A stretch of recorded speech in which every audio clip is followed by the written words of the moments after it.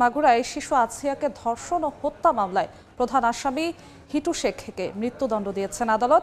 এই মুহূর্তে মাগুরা আদালত প্রাঙ্গণে আছেন সহকর্মী আফজাল হোসেন। সরাসরি যাচ্ছি তার কাছে। আফজাল,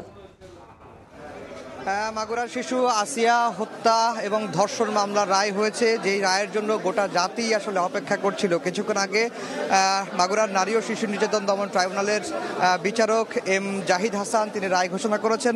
মূল রায়টি যেটি হয়েছে সেটি হচ্ছে যে এই মামলার প্রধান যে আসামি, যিনি আদালতে দোষ স্বীকার করে 164 ধারা জবানবন্দি দিয়েছিলেন, সেই হিটু শেখ, তাকে মৃত্যুদণ্ড দেওয়া হয়েছে। আর বাকি 3 জন আসামি যারা ছিলেন, হিটু শেখের স্ত্রী ছিলেন, হিটু শেখের 2 ছেলে ছিলেন, তাদেরকে আদালত খালাস দিয়েছেন। এবং আদালত যেটি বলেছেন যে এই মামলাটি অত্যন্ত স্পর্শকাতর এবং চাঞ্চল্যকর মামলা, এবং এই মামলায় প্রায় আমরা দেখেছি যে দ্রুত সময়ের মধ্যে নিষ্পত্তি হয়েছে। মাত্র অভিযোগ গঠনের 12 কার্যদিবসের মধ্যেই এই মামলার কিন্তু বিচার শেষ হয়। এরপরে আজকে এর 4 দিন পরেই রায় ঘোষণা করলেন বিচারক। আপনারা দেখতে পাচ্ছেন যে এখন আসামিদেরকে আদালতে থেকে নিয়ে যাওয়া হচ্ছে, এবং যেটি আমি আগেই বলেছি যে এই মামলায় শুধুমাত্র একজনের দণ্ড হয়েছে, আর বাকি সব আসামিকেই খালাস দেওয়া হয়েছে।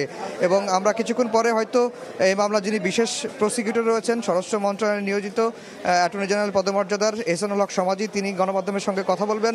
আদালত রায়ে কি পর্যবেক্ষণ দিয়েছেন সেই বিষয়টিও তিনি তুলে ধরবেন আমাদের কাছে। আর যেটি বলে রাখি যে 6 মার্চের ঘটনা, 6 মার্চে যখন শিশু আসিয়া তার বোনের বাড়িতে এসেছিলেন বেড়াতে, এবং এরপরে তিনি ধর্ষণের শিকার হয়েছিলেন। এবং ধর্ষণের ঘটনায় আমরা দেখেছি যে গোটা দেশ জুড়েই কিন্তু ব্যাপক আলোচনার জন্ম দেয় এবং ক্ষোভে ফেটে পড়ে। আমার সঙ্গে সহকর্মী সোহাগ রয়েছেন, যিনি এই ঘটনার শুরু থেকেই আসিয়া ধর্ষণ মামলার সংবাদটি দর্শকদের সামনে তুলে ধরার চেষ্টা করেছেন।